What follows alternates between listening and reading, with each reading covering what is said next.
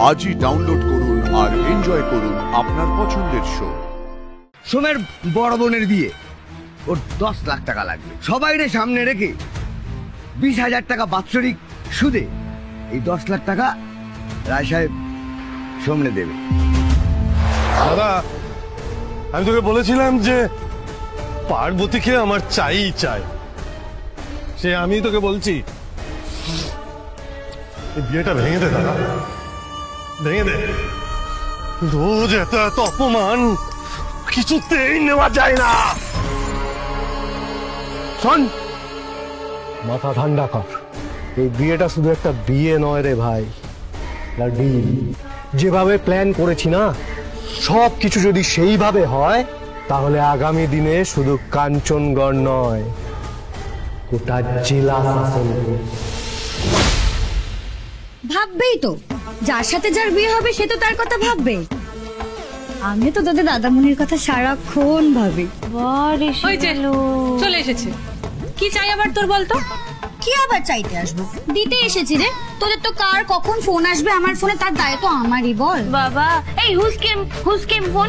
হ্যাঁ, কার আবার আসবে? যার সাথে রত্নার গাছছড়া বাঁধবে সেই তো ফোন করেছে, বলেছে ফোন করতে। শোন না, আমি ফোনটা রেখে যাচ্ছি, তোদের কথা হয়ে গেলে পরে এসে নিয়ে। কি রে, বাড়িতে তো বিয়ে লেগেছে, তোদের দাদামণিকে বল একটা ফোন কিনে নিতে। এই দেবে, ইউ গিভ গো নাও।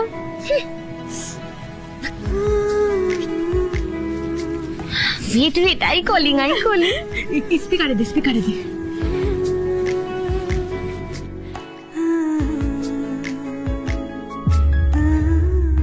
কেমন আছো? আপনি? আমাকে নিয়ে ভেবো না, আমার কিছু হয়নি। শুধু আমার জন্য আপনার? না না রত্না, নিজেকে এইভাবে দোষ দিও না, তুমি তো কিছু করোনি, তাই না? দেখো, চারপাশে সবকিছু তো আমাদের চাহিদা মতো গুছিয়ে আসে না। ছাড়ো, যা হয়েছে ভুলে যাও। আপনি কি আমাকে ক্ষমা করতে পেরেছেন?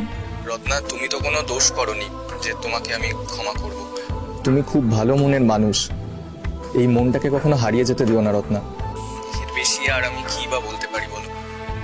আচ্ছা শোনো, বলছি দাদামণিকে এই ঘটনার ব্যাপারে কিছু বলো না, হ্যাঁ? উনি শুনলে খুব কষ্ট পাবেন। আমি রাখছি, হ্যাঁ?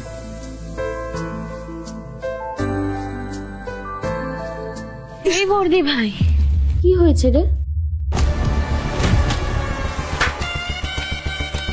তুমি শুধু আমার। এত কিছুর পরেও তুই কি করে চুপ রয়েছিস? তুই কেন কিছু বলছিস না? দাঁড়া, আজকে দাদামণিকে আসতে দে, আমি এর বিহেভ করেই ছাড়বো। না গোলু, দাদামণিকে কিচ্ছু বলতে চাস না, কিচ্ছু না। কেন বলবে না? হ্যাঁ, ওরা কি ভেবেছে ওরা আমাদের সঙ্গে যা খুশি তাই করতে পারে, তাই তো? সেদিনকে দাদামণিকে বাড়ি ভর্তি লোকের সামনে ডেকে নিয়ে গিয়ে যেভাবে অপদস্থ করলো, তারপরেও বর্দি ভাই আমরা কিচ্ছু বলিনি। কিন্তু আর নয় বর্দি ভাই, আর নয়, আর চুপ করে থাকবো না। এবারটাও চুপ করে থাক প্লিজ।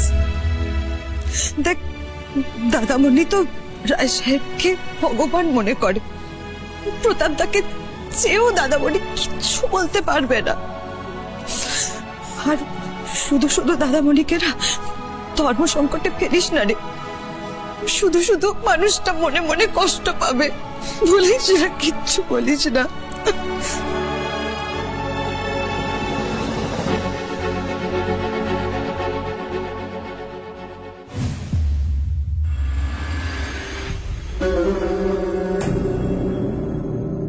রায় সাহেব আমাদের গায়ের মানুষজনের আপদে বিপদে সবসময় পাশে থেকেছেন, নানাভাবে সাহায্য করেছেন। আজও তার কোনো ব্যতিক্রম হবে না। সোমের বড় বোনের বিয়ে, ওর 10 লাখ টাকা লাগবে।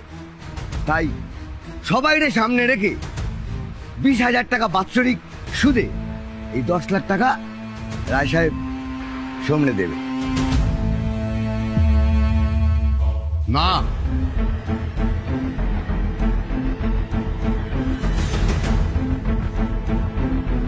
সোমকে টাকা দেওয়া যাবে না। কেন দেওয়া যাবে না? তোর একার কি শুধু টাকার দরকার নাকি রে সোম? আর তাছাড়া আমাদের কাছে শুধু 10 লাখ টাকাই আছে।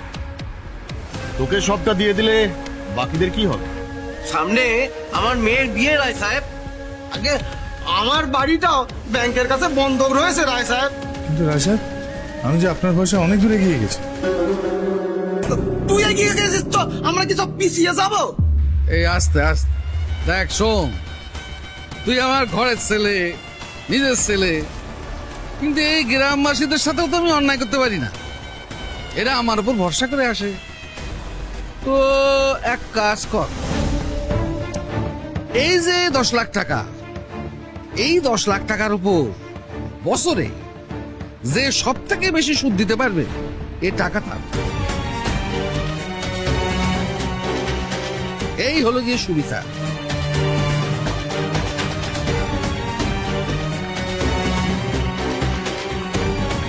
প্ল্যানটা কিন্তু আপনার দারুণ ছিল ছোট সাহেব। মানে নিজেদের লোকদের বসিয়ে রেখে দর হাতানো নিয়ে যাবে, বাকি এবার ফেসেছে। তুমি শুধু দেখতে থাকো মুন্সি কাকা, রত্না আমার, যে করেই হোক রত্নাকে আমার চাই।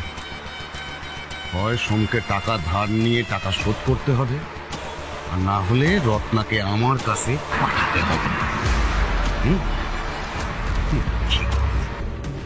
হ্যাঁ, বেশ, তাহলে ওই রায় সাহেবের কথা মতো সুদের টাকার নিলাম ডাকা শুরু হোক।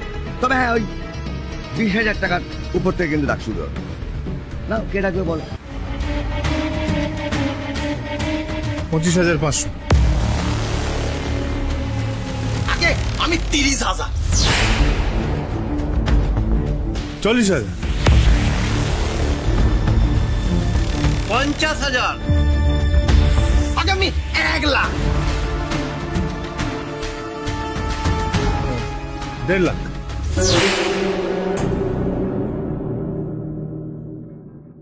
2 লাখ। আগে আমি 2.5 লাখ। 2,75,000। শোন শোন, বিষয়টা কিন্তু বাড়াবাড়ি হয়ে যাচ্ছে, আর দর তুলিস না। 3 লাখ।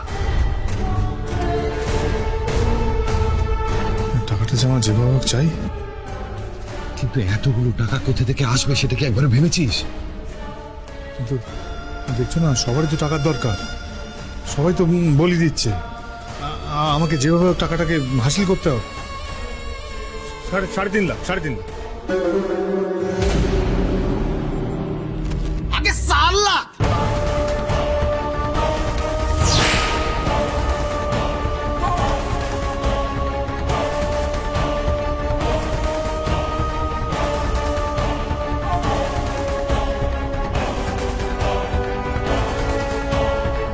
সর্বজনের সাক্ষী রেখে 4 লাখ টাকা সুদে ওই শ্রীকান্তকে দেওয়া হলো।